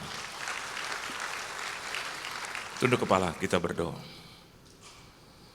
Seringkali kami juga terombang-ambing dengan masukan-masukan pengajaran-pengajaran yang sesat, yang seenaknya, yang hanya multitafsir menurut tafsiran daripada mereka-mereka. Kuncinya satu, saling menyalahkan satu dengan yang lain tentang pengajaran. Tapi kami berterima kasih hari ini, kami ada di dalam pengajaran Tuhan. Siapapun yang mengajarkan kami keluar dari firman Tuhan, maka di alam pikiran kami harus terjadi satu peperangan. Dan ujungnya adalah kami harus ada di pihak Tuhan.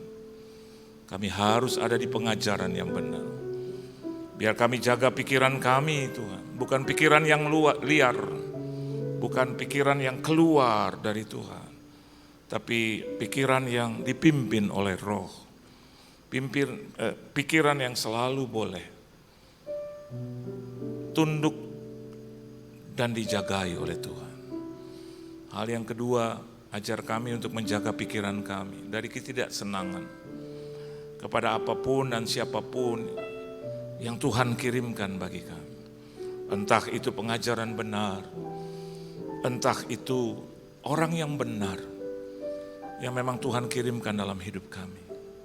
Ajar kami untuk membuka pikiran kami. Dan ajar kami untuk menjaga hati kami juga dengan benar.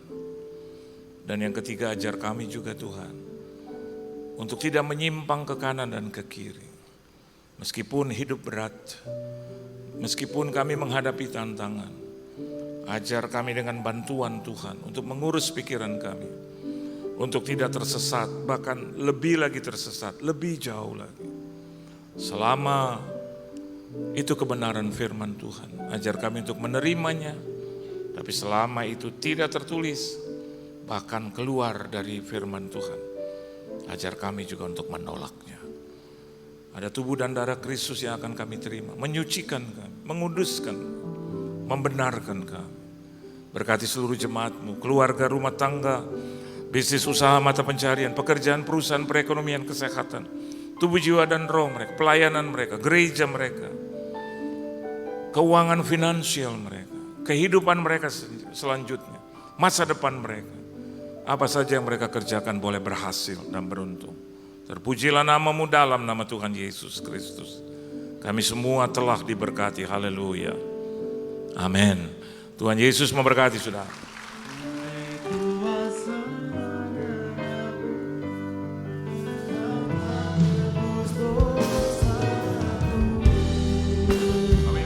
Kekudusan-Mu melingkupiku, kasih-Mu mengalir memulihkan hidupku. Sungguh besar anugerah-Mu, Kau selamatkan hidupku.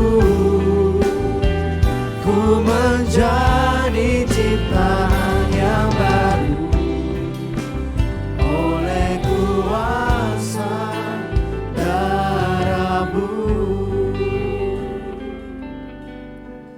Bapak Ibu dan Tuhan Yesus, kita akan masuk dalam perjamuan kudus. Semua sudah ada roti dan anggur. Oke, baik. Perjamuan kudus adalah perjamuan Tuhan sendiri. Suatu sakramen yang akan mendatangkan berkat bagi mereka yang percaya dan berkenan bagi Tuhan. Setiap kali kita masuk dalam perjamuan kudus, inilah pesan Tuhan. Biarlah ini menjadi peringatan akan datangku, kata Tuhan Yesus. Bapak Ibu dan Tuhan Yesus, mari kita mengingat dan bersyukur atas kebaikan Tuhan Yesus. Mari kita tundukkan kepala. Siapakah kami ini Tuhan? Sebelum kami mengenal Engkau, kami semua adalah orang berdosa. Upah dosa adalah maut. Tapi Engkau yang tidak berdosa telah dijadikan dosa oleh karena kami. Kau harus turun dari surga mulia, mati menggantikan kami. Ya Aba, ya Bapa, Engkau sungguh baik, sangat baik. Kami mengasihi-Mu Tuhan. Kami mengasihi-Mu. Tuhan mau memberkati saudara dan saya melalui perjamuan kudus ini. Tapi Tuhan mau kita makan dan minum dengan cara yang benar. Kalau saat ini Tuhan ingatkan ada hal-hal yang kita lakukan yang tidak berkenan bagi Tuhan. Yuk kita akui di hadapannya dan kita mohon ampun kepada Tuhan. Ampuni kami Tuhan. Ampuni kami.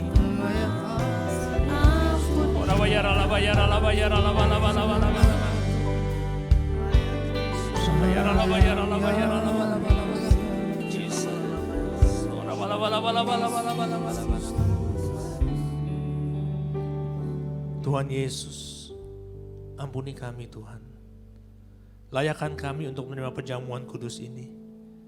Berkati jemaat-Mu, berkati pelayan-Mu. Kami akan masuk dalam perjamuan kudus dengan hati penuh ucapan syukur. Di dalam nama Yesus Kristus kami berdoa. Amin. Perjamuan kudus hanya diperuntukkan bagi mereka yang sudah percaya. Anak-anak di bawah 12 tahun belum boleh menerima perjamuan kudus. Ibu Bapak Ibu Tuhan Yesus, saya undang untuk bangkit berdiri.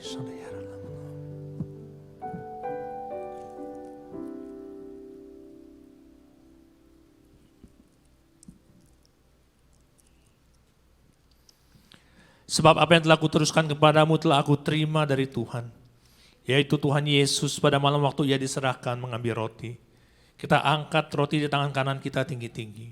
Dan sesudah itu Ia mengucap syukur atasnya. Ia memecah-mecahkannya dan berkata, inilah tubuhku yang diserahkan bagi kamu. Perbuatlah ini menjadi peringatan akan aku. Saudara yang dikasihi Tuhan Yesus, bukankah roti yang kita pecah-pecahkan ini adalah persekutuan kita dalam tubuh Kristus? Mari kita makan dalam nama Tuhan Yesus.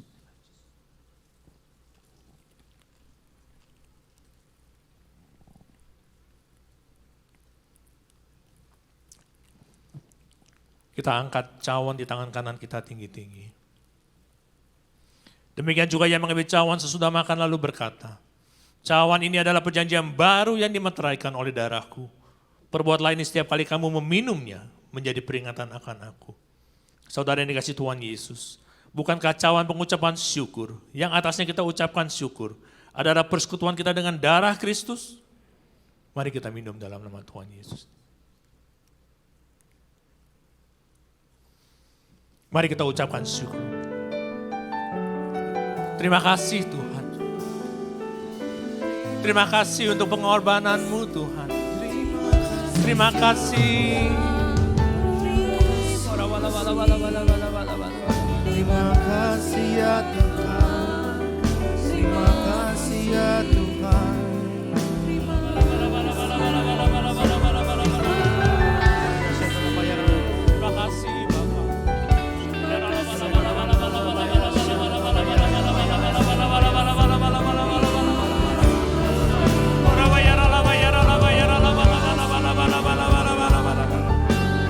Mari saudara-saudara, terimalah pengurapan dari Tuhan. Pengurapan kasih mula-mula. Di tahun 2023 ini, Tuhan bukakan jalan, terobosan yang baru. Engkau akan keluar menjadi lebih daripada pemenang. Terima, terima, terima. Terima kasih Yesusku.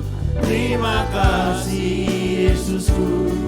Puji syukur hanya bagi Tuhanku. Terima kasih Yesusku. Terima kasih Yesusku. Puji syukur hanya bagi Tuhanku. Puji syukur hanya bagi Tuhanku. Puji syukur hanya bagi Tuhanku.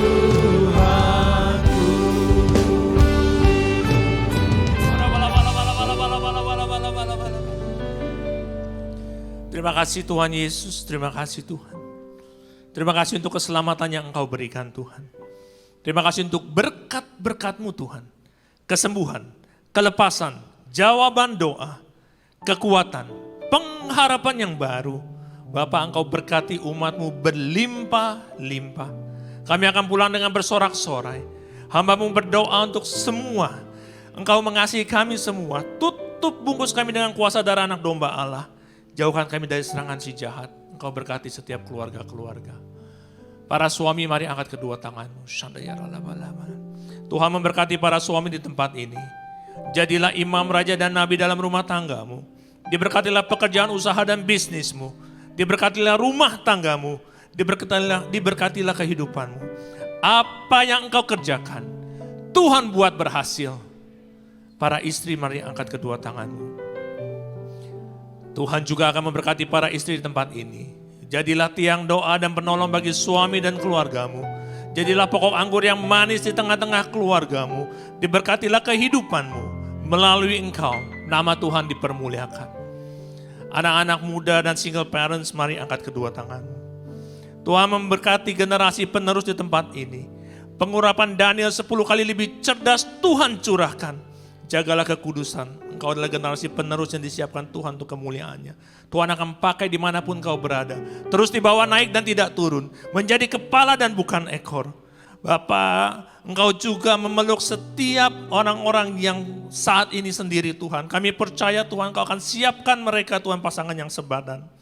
Para single parents, Tuhan akan memelukmu dengan kasih-Nya. Engkau tidak akan ditinggalkannya. Apa yang engkau perlukan, Tuhan cukupkan. Semua jemaat, mari angkat kedua tanganmu. Dengan iman, hamba percaya yang sakit sudah disembuhkan, yang berbeban berat sudah mendapat jawaban doa, yang terikat sudah dilepaskan. Hamba berdoa, seluruh jemaat GBI PRJ diselamatkan oleh Tuhan Yesus. Terima kasih Tuhan, kami mengucap syukur atas segalanya. Dalam nama Tuhan Yesus Kristus kami berdoa. Amin. Kita beri kemuliaan untuk Tuhan Yesus. Terima kasih Bapak, terima kasih kami mengucap syukur untuk ibadah pada malam hari ini Tuhan. Terima kasih untuk firman yang Engkau tabur Tuhan. Biarlah firman ini menjadi rema dalam kehidupan setiap kami Tuhan. Untuk kami semakin bersungguh-sungguh dan selalu bertumbuh di dalam Kristus. Terima kasih untuk hamba-Mu yang Kau pakai dengan luar biasa menjadi berkat bagi kami. Kau berkati Pak Johan Tuhan dengan keluarga Tuhan. Dimanapun mereka berada. Hikmat marifat-Mu turun atas Pak Johan. Kau bukan rahasia-rahasia yang dia bisa bagikan menjadi berkat bagi banyak orang Tuhan. Kau pakai pelayanannya Tuhan. Keluarga ini akan Kau pakai untuk kemuliaan nama Tuhan. Terima kasih Bapak. Kau juga berkati setiap jemaat-jemaat-Mu Tuhan. Kau pimpin kehidupan mereka Tuhan. Sepanjang minggu ini Tuhan, kami semua aman di dalam perlindungan-Mu. Kau pimpin setiap langkah kami Tuhan. Dan saat ini kami siapkan hati kami untuk menerima berkat daripada Tuhan.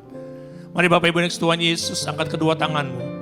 Siapkan hatimu dan terimalah berkat yang berlimpah-limpah dari Allah Bapa. Kasih karunia dari Anak yang tunggal Tuhan Yesus Kristus. Dan penyertaannya manis dari Roh Kudus. Mulai sekarang sampai Maranatha, bahkan selama-lamanya. Mari setiap kita yang percaya dan sudah diberkati, sama-sama kita katakan, amin. Tuhan Yesus memberkati. Selamat hari Minggu Bapak Ibu semuanya. Shalom saudara. Sebagai orang Kristen, perkara mengenai menghakimi atau biasa disebut ngejudge menjadi salah satu hal yang sering dipertanyakan, yaitu apakah menghakimi benar atau salah menurut Alkitab, atau jika benar menurut Alkitab, apakah menghakimi boleh untuk dilakukan? Bukankah generasi saat ini sangat mengedepankan inclusivity dan sifat open-minded sehingga menghindari penghakiman atas keadaan atau status orang? Misalnya, penghakiman di kalangan anak muda, seperti "Gak seharusnya kamu begitu, itu tuh salah, kamu gak benar, masa orang Kristen seperti itu?" Atau contoh yang marak di channel-channel YouTube terkait saling menjatuhkan dan mengatakan salah atau sesat pada hamba Tuhan atas pengajaran tertentu yang secara denominasi atau aliran gereja berbeda dari dirinya. Dengan kata lain, menyatakan bahwa ajaran mereka yang paling benar dan yang lain salah atau tidak alkitabiah. Pada Voice of Pentecost hari ini, kita akan menjawab pertanyaan besar, bolehkah orang Kristen menghakimi? Pertanyaan di atas muncul sebagai respon dari pengajaran Tuhan Yesus yang dicatat dalam Matius 7 ayat 1-2 tentang larangan menghakimi orang lain dengan ukuran manusia. Apa yang dimaksud Tuhan Yesus dengan menghakimi dalam ayat ini?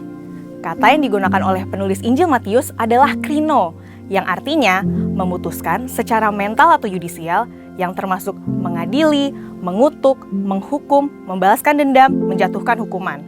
Albert Barnes memberikan komentar bahwa perintah ini merujuk pada penghakiman yang tidak adil.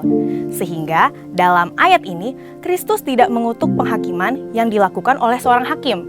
Karena proses penghakiman seperti itu, jika sesuai dengan keadilan, adalah sah dan perlu. Lalu, apakah alasan Tuhan Yesus mengatakan jangan kamu menghakimi? Selain karena makna menghakimi sebagaimana diuraikan di atas, Yesus menyampaikan di ayat selanjutnya, yaitu Yesus mengingatkan bahwa manusia yang menghakimi juga memiliki kesalahan yang sama dengan yang dihakimi, sehingga sukar untuk menghakimi secara adil. Sejalan dengan itu, Paulus mengingatkan jemaat Korintus bahwa ketika seorang menghakimi orang lain, maka ia sedang menghakimi dirinya sendiri juga. Sebab mereka yang menghakimi melakukan hal-hal yang sama dengan yang dihakimi. Lantas, bagaimana dengan profesi sebagai seorang hakim? Untuk menjawab pertanyaan tersebut, mari kita lihat jabatan hakim-hakim dalam Perjanjian Lama. Dalam perintah yang diterima Musa di Ulangan 16 ayat 18, hakim adalah jabatan yang diberikan melalui penunjukan dan pengangkatan atas legitimasi yang diberikan oleh Tuhan. Sehingga mereka memegang otoritas dan tanggung jawab untuk menghakimi dan harus melakukannya dengan penghakiman yang adil. Tuhan memberikan perintah dan peringatan yang tegas bagi para hakim dalam Ulangan 16 ayat 19-20 untuk tidak memutarbalikkan kebenaran dan menerima suap. Prinsip keadilan ini pun yang juga menjadi rujukan bagi jabatan hakim di masa sekarang ini.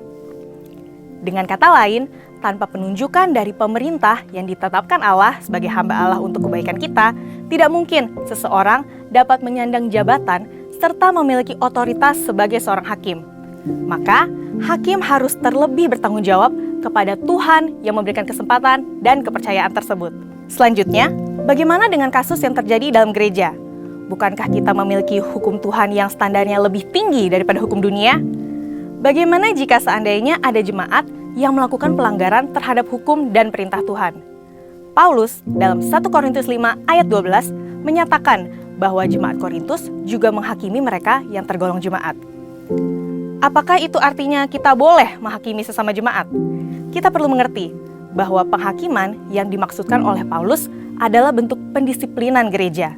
Paulus menekankan bahwa dosa harus dibenci dan orang yang hidup dalam dosa harus didisiplin. Disiplin yang dijatuhkan semata-mata untuk menjaga kekudusan warga jemaat secara pribadi dan seluruh jemaat. Pada waktu itu, jemaat Korintus berada dalam kondisi memprihatinkan, yaitu ada di antara jemaat yang melakukan perbuatan memalukan, yang bahkan tidak dilakukan oleh orang kafir sekalipun, serta sombong rohani. Jemaat Korintus merasa bangga karena menganggap sikap mereka yang menerima orang-orang yang melakukan percabulan dalam komunitas jemaat adalah suatu kemajuan. Saat ini pun terdapat kecenderungan gereja yang enggan mendisiplin jemaat karena takut kehilangan jemaat atau takut disalahpahami dan dimusuhi. Akibatnya, perbuatan dosa dianggap wajar atau dikompromikan. Orang percaya memang tidak boleh menghakimi satu sama lain, tetapi tugas gereja untuk mendisiplinkan jemaat adalah suatu keharusan untuk menjaga reputasi gereja dan kerohanian jemaat dari kompromi terhadap dosa. Pada akhirnya nanti kita akan menjadi hakim bersama Tuhan Yesus. Karena itu, kita tidak boleh saling menyerang dan saling menghakimi orang lain, apalagi dilakukan secara frontal dan terbuka. Misalnya menghakimi di media sosial, seperti hamba Tuhan yang satu menyerang hamba Tuhan yang lain dengan label sesat, melalui penilaian dari sudut pandang doktrin yang berbeda dari yang dikritik, dan menyatakan yang lain salah dan hanya pengajarannya saja yang paling benar. Mari kita bertobat dan tinggalkan hal-hal seperti itu, yang hanya menyebabkan perpecahan dan kebingungan di kalangan jemaat, karena kebenaran akan dinyatakan pada hari penghakiman Tuhan tiba. Amin. Untuk penjelasan selengkapnya dari tim teologi kami, silahkan buka link yang ada di atas atau scan QR Code yang tersedia. Maranatha, Tuhan Yesus memberkati.